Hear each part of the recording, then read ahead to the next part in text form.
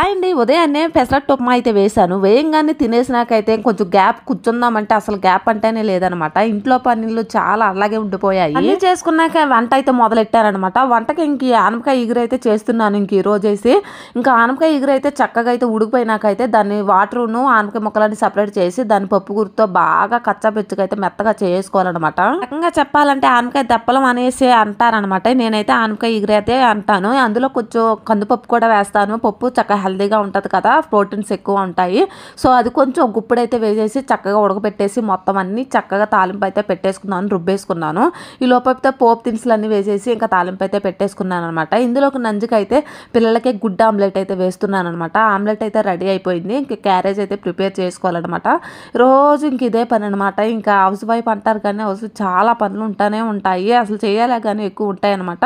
ఇంకా క్యారేజ్ అయితే సర్దడానికి అయితే చల్లారి పెడుతున్నాను. ఓకేనండి, టైం వచ్చి 12 అయిపోయింది. వీడియో నచ్చితే లైక్ చేయండి.